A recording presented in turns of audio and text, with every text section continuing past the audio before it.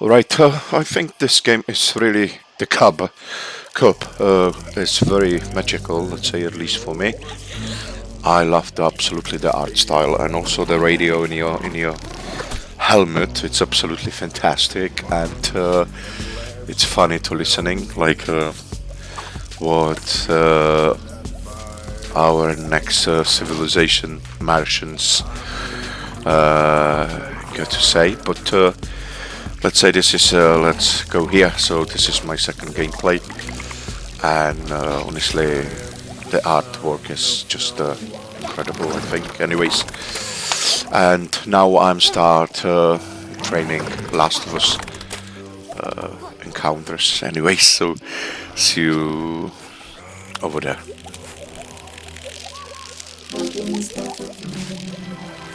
Starting off the show with Son of No One, a song I'm fairly certain resonates with many of us orphans of the earth out here in the stuffy depths of space.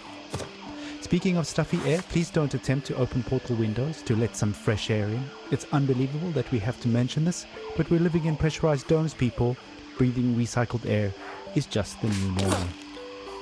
In totally unrelated news, the memorial of Baroness von Bullenschütz will be held in private, and her family asks gold diggers and paparazzi to respectfully stay away from the funeral ceremony being held in the Section C cafeteria on Deck 3 at 7 p.m. Don time. Alright, on with the show.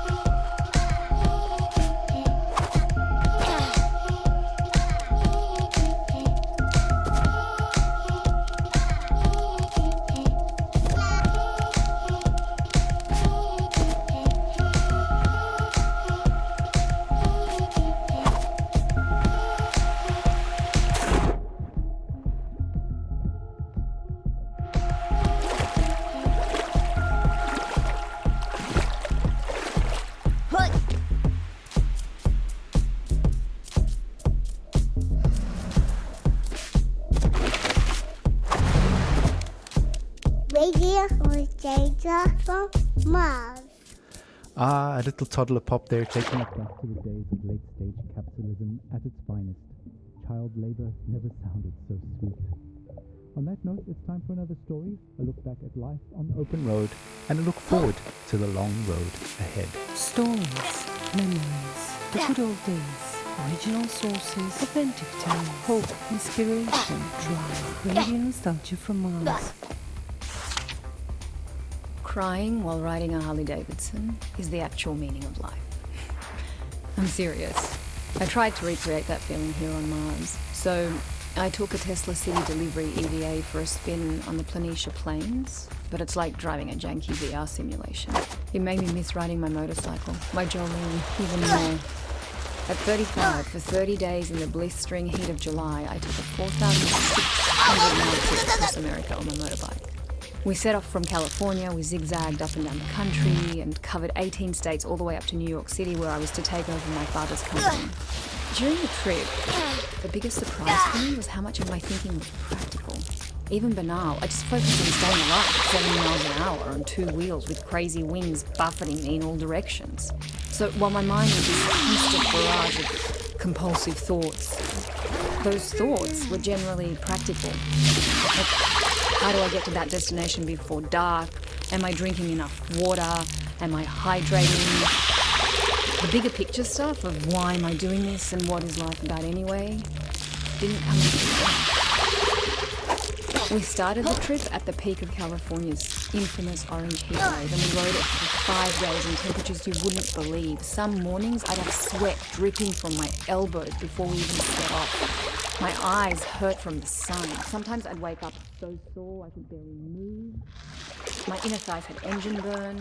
And even though those closest to me actually didn't think I'd make it, I learned that I could physically overcome much more than I thought.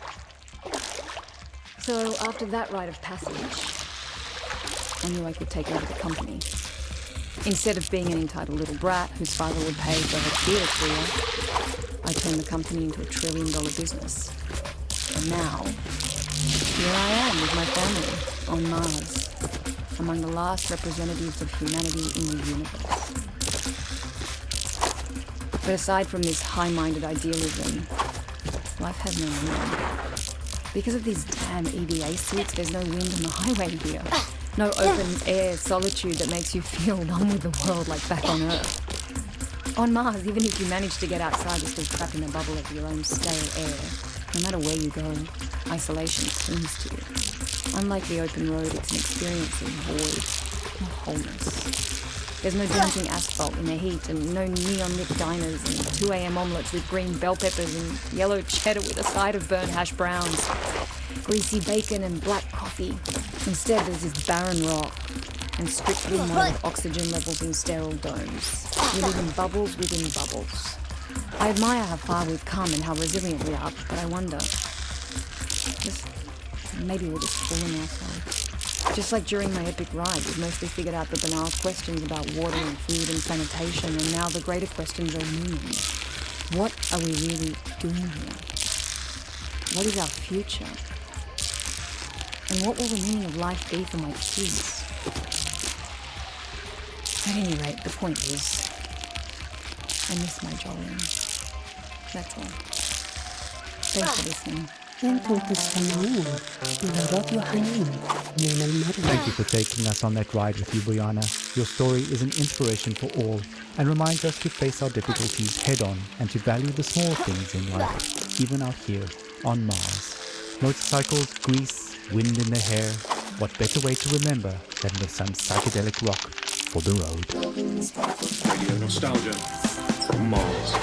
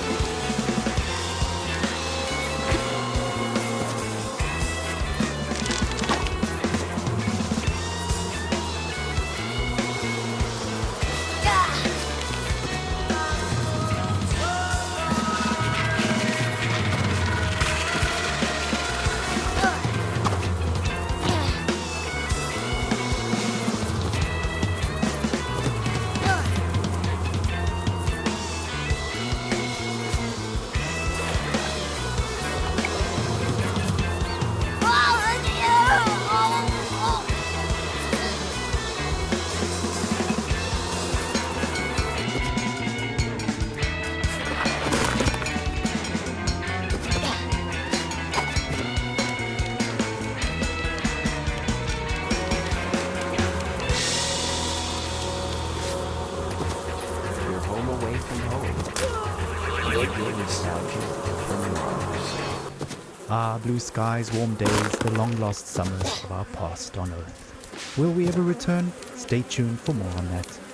Up next, some music to meditate, mediate, and procreate. We made it. We're safe here on Mars. We are the alpha and omega of humanity. With the aid of OMAS, of course. Pure calm in a can.